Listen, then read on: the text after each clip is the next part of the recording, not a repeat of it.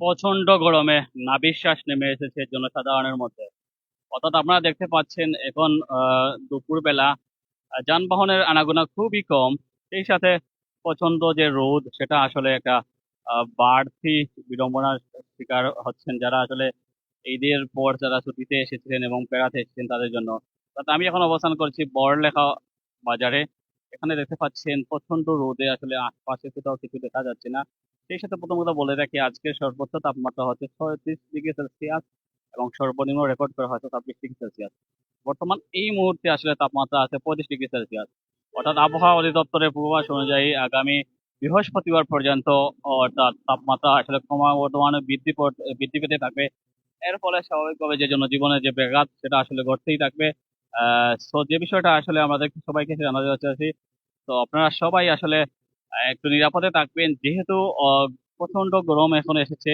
এই প্রচন্ড গরমে অনেকে যারা আসলে স্ট্রোকের রোগী আছেন তাদের জন্য একটা বড় সমস্যা। আসলে অতিরিক্ত যারা আসলে বিভিন্ন ধরনের চর্বি জাতীয় সমস্যা আছেন, যেমন কোলেস্টেরল সমস্যা আছেন, হার্ট স্ট্রোকের রোগী আছেন, তাদের জন্য একটা মারাত্মক একটা সমস্যার কারণ হতে পারে। বিশেষ করে যারা আসলে স্ট্রোকের রোগী, তাদের কাছে একটি জিনিস বিশেষ করে রিস্কির বিষয়, সেটা হচ্ছে যেহেতু কুরবানির ঈদ দুদিন আগেই হলো, তো এখন আসলে অনেকের ঘরেই মাংস আছে প্রচুর পরিমাণে।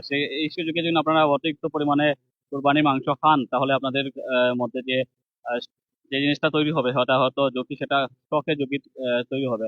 তো আপনাদের সবার কাছে অনুরোধ, আপনারা যদি ঘর থেকে বের হন তাহলে পর্যাপ্ত প্রোটোকল, যেটা আপনারা ছাতা ব্যবহার করবেন এবং দুপুরবেলা যাতে করে কোনো প্রয়োজন ছাড়া আসলে ঘর থেকে বের হওয়ার কোনো প্রয়োজন নেই, যেহেতু এই তাপদাহ আসলে অতিষ্ঠ হয়ে গেছে সিলেটের সর্বসাধারণ মানুষ। সেই সাথে আমরা যদি এখন অবস্থান করছি অর্থাৎ মৌলভীবাজার উপজেলায়, সেখানেও আসলে রোদের যে প্রখর উত্তাপ, সেটাও কিন্তু চলমান আছে। সে অর্থাৎ বলা চলে যে সিলেট তথা পুরো বাংলাদেশে আসলে এই অবস্থা জারি রয়েছে।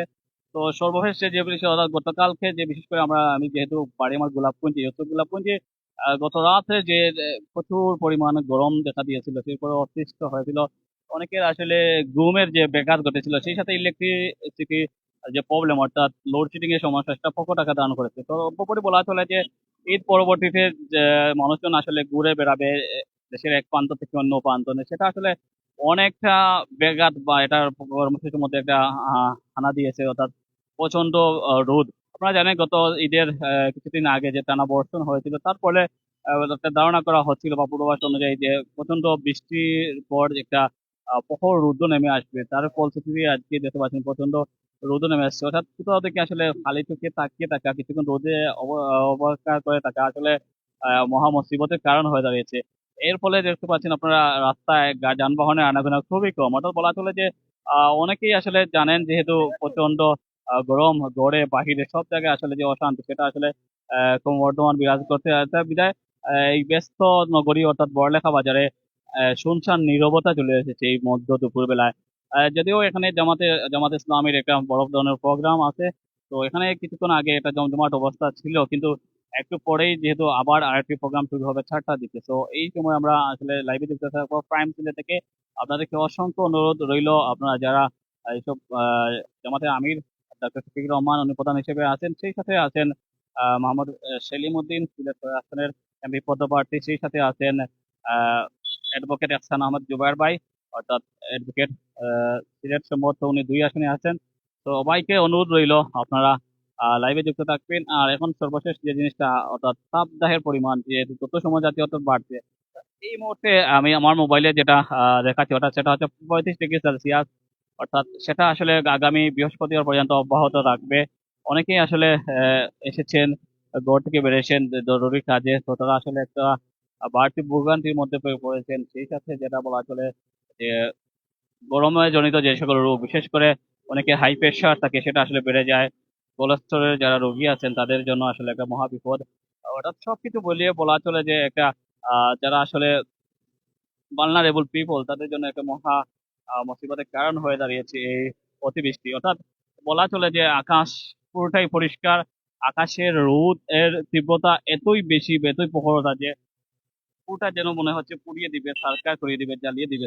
সর্বোপরি এটা একটা অশনি সংকেত বলা চলে, যেহেতু আমরা সব সময় আসলে বিশেষ করে আমরা যদি বলে থাকি বাংলাদেশের তাপমাত্রা দিনকে দিন বাড়ছে। অর্থাৎ গত বছর আমাদের তাপমাত্রা রেকর্ড করা হয়েছিল সর্বোচ্চ 42.8 ডিগ্রি সেলসিয়াস, অর্থাৎ যেটা আসলে মরুভূমির তাপমাত্রা, মরুভূমির তাপমাত্রা হিসেবে গণনা করা হয়ে থাকে। তবে আমরা যারা মিডল ইস্টে যারা বসবাস করছেন তাদের কাছ থেকে শুনেছি, যদিও এই পরিমাণ তাপমাত্রা 45-46 ডিগ্রি তাপমাত্রা আসলে মিডিল ইস্টের বিভিন্ন দেশে থাকে, কিন্তু তারা আসলে এই পরিমাণ অস্বস্তি ফিল করেন না, যতটা না অস্বস্তি ফিল করেন বাংলাদেশের আবহাওয়া। তারা যেটা বলেছেন, অর্থাৎ মরুভূমিতে যারা আসলে কাজ করেন, অর্থাৎ মরুভূমিতে তারা আসলে একটু এই কিছুক্ষণ যদি গেমে যান অর্থাৎ কাজ কাপড়ে গেমে যান, তো তাদের ফলে তাদের একটা শরীরের মধ্যে একটা ঠান্ডা ফিল চলে আসে। কিন্তু বাংলাদেশের প্রেক্ষাপটে সেটা ভিন্ন। বাংলাদেশে যারা রোদের মধ্যে কাজ করেন তারা আসলে অতিষ্ঠ হয়ে পড়েন, অর্থাৎ প্রচন্ড গরমে সহ্য করতে পারেন না, এরকম অবস্থা। যে বিষয়টা আসলে অন্যান্য, যেটা বলি আসলে মরুভূমি দেশে সেটা আসলে বিদ্যমান নয়। যদিও মরুভূমিতে যারা আসলে এসির ভিতরে কাজ করেন তারা তো আসলে লাক্সারিয়াস লাইফ লিড করেন। তো যে জিনিসটা বলা ছিল, অর্থাৎ তাপমাত্রা বৃদ্ধির ফলে যে নিম্নাঞ্চল, অর্থাৎ সমুদ্রপৃষ্ঠের উচ্চতা সেটা আসলে বৃদ্ধি পাচ্ছে। অর্থাৎ বিজ্ঞানীদের ধারণা 2050 সালে বাংলাদেশের 2/3 অঞ্চল বঙ্গোপসাগরের যে পানির যে লেভেল আছে সেটা বৃদ্ধির ফলে তলিয়ে যাবে। এর ফলে যে বিশ্বের যে আহ, অর্থাৎ আইসবার্গ যেটা বলা চলে, অর্থাৎ অ্যান্টার্কটিকা মহাদেশে যে আইসবার্গ আছে সেটা ক্রমশ গলতে শুরু করেছে। আপনারা জানেন যে অতিরিক্ত ও, রোদের ফলে যে সূর্যের অতিরিক্ত রশ্মি, বেগুনি রশ্মি, সেটা আসলে ক্ষয়প্রাপ্ত হচ্ছে, এবং সেই সাথে অ্যান্টার্কটিকা মহাদেশের যে আইসবার্গ, বিশাল বিশাল আইসবার্গ, সেটাও আসলে গলে যাচ্ছে। এর ফলে আসলে সমুদ্রপৃষ্ঠের উচ্চতা বাড়ছে, সেই সাথে প্লাবিত হচ্ছে সমুদ্রের আশপাশে যে সকল বাড়িঘর আছে সেগুলো আসলে প্লাবিত হচ্ছে। তো এটা আসলে একটা অশনি সংকেত, যেহেতু তাপমাত্রা বাড়ছে, বৈশ্বিক উষ্ণায়নের ফল এটা বলা চলে। তো সর্বমুহূর্ত বলা চলে এখন যে তাপমাত্রা সেটার সাথে খাপ খাইয়ে চলা মানুষের জন্য একটা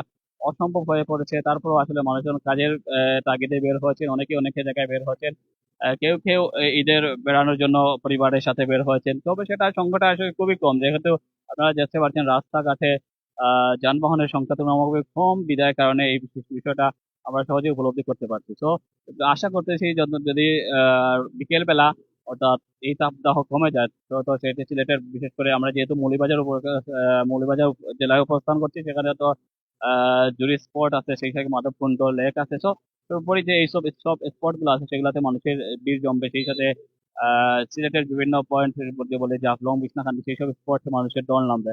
তো সর্বোপরি সবাইকে অনুরোধ রইল, এই গরমের মধ্যে বের হলে ছাতা নিয়ে বের হবেন, এবং যতটুকু সম্ভব এড়িয়ে চলার চেষ্টা করবেন। যদি কোনো প্রয়োজন না হয় তাহলে কোথাও বের হওয়ার।